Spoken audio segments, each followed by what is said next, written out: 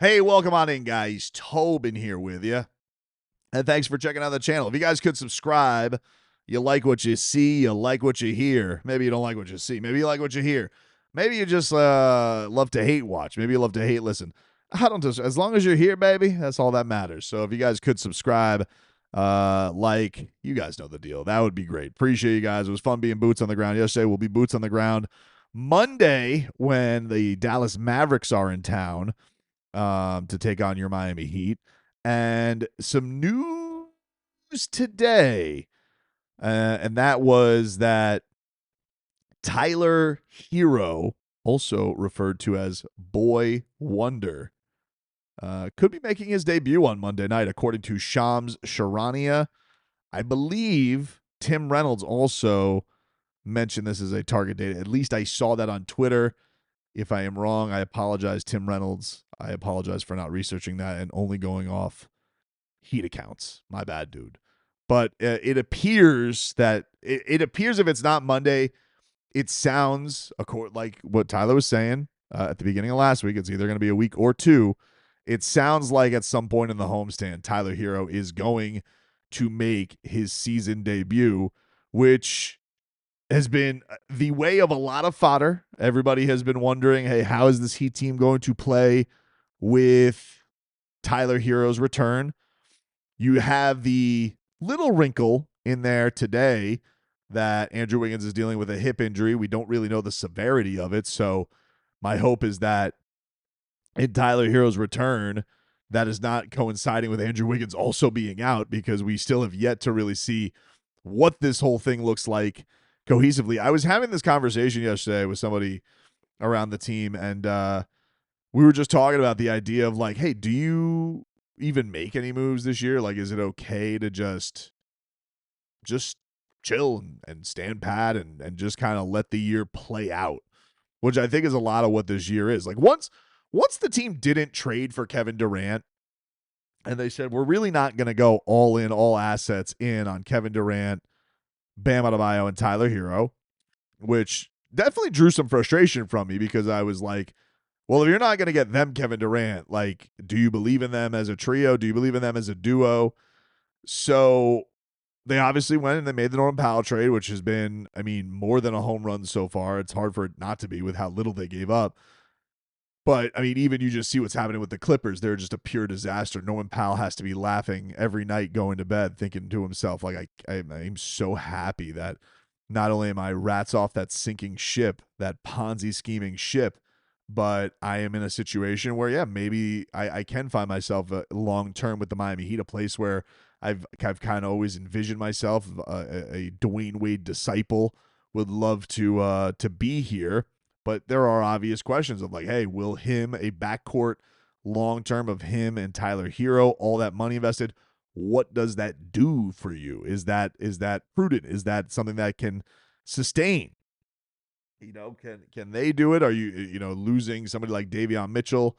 Is that to the detriment of the team? These are fair questions. They're not cemented yet. They are still the thing I think that needs to be said about Tyler Herro. Okay, and I know that there's plenty of people who have already had their opinions on it. They're done. They're not here to question it anymore. But I think the beauty of this season right now is that there is a window here where we can get answers. We don't, it's not like the Heat have started off like the Oklahoma City Thunder and they're 15-1 and we have cemented everything. Like, this team has held its head way over water. They've shown themselves very well against good competition. Obviously, honestly, probably their more frustrating losses have been against lesser competition and playing down to their competition. But we haven't gotten a full answer on their potential, where they are, what they can be, and what they are with Tyler Herro, who was an all-star last year, did have a fantastic season, and did it with, a roster that really everybody every night was gunning for him. And now this seems to be a roster that is more fruitful of options between Norm Powell, Bam playing the way that he is, and how much more confident he is in the three, not being in the offensive slump that he was at the start of last year. No Jimmy Butler drama. The offense flowing and humming. Jaime Jaquez playing as great as he is. And then a lot of role guys stepping up. Andrew Wiggins filling in the cracks when he has to or keeping things afloat when he has to. I am intrigued to see what Tyler Herro does with it. I don't want to just be in this place where we're like, I know, because I don't know. I don't want to sit here and be like, I know. I understand why people have made the leap. I get it. I understand it. I'm not sitting here being like, I don't understand why people are making that leap. But Brendan Tobin, cannot sit here and stamp of approval say, nope, not going to work. But they also need to know that it's going to work, and to the point of like, hey, what's his long-term future going to be with the team?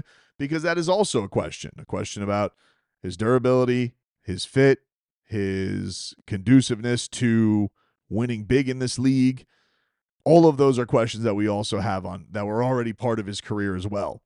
So this is going to be a very, very exciting, interesting time for this team and for this player joining the Heat. But I think that this one, if I had to, I'm more excited / intrigued by it than I am like dreading it. I see people who are like, oh, already. I'm like, oh, come on, dude. Like that's a different year, different Heat, baby. Let's not have that opinion yet. Let's let it marinate a little bit. Let's see what it is. All right.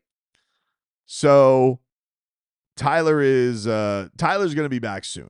That's what we know. And he said this week at practice that he has no doubts that he's going to fit in just fine and that he's going to make his way and make an impact with this team. Now, there was one person who was in the Twitter sphere that I saw this week that is one of those people who's like, oh, they should just trade him. And that is Jeff Teague on Club 520 podcast, which very entertaining podcast. I think is one of the better NBA player-led podcasts that's out there. I think he's got funny opinions. His only opinion that I really, really despise is Dwayne Wade versus James Harden. He's out to lunch on that, high as a kite. But that's okay. Plenty of people on Twitter have that same stupid opinion. But for the most part, Jeff Teague does a really interesting podcast. And he was one of the guys, Kendrick Perkins, he's trying to get back on the ship after he was saying that, oh, they should cut bait with Bam Adebayo. It's over in Miami. Jeff Teague was one of the guys, probably one of the lone standing voices this year, even before the year started, that was saying, I think the Heat are going to be kind of nice. I think that the Heat are going to be a pretty good team. But he's saying like, hey, I think they should trade Tyler Herro. They should move on from Tyler Herro. He suggested to the Milwaukee Bucks for Bobby Portis, which has a couple of issues for it. Bobby Portis only makes about $14 million, which is about half of what Tyler Herro makes. I also don't know the mechanisms of the Bucks when it comes to their apron, because I'm pretty sure they're capped out. That's why they had to cut bait with Damian Lillard. They also don't control their picks, and they have the Giannis thing hanging over their head.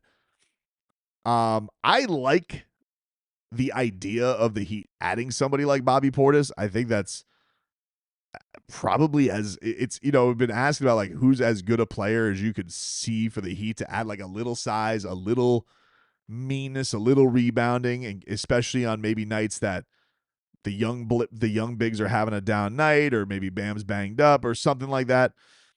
That's about as good a name as I've heard. I just don't necessarily know how the mechanism. I don't necessarily think that's you're not getting a talent upgrade for sure for Tyler Herro, even if it's a nice fit need. I don't think that's enough for Tyler Herro.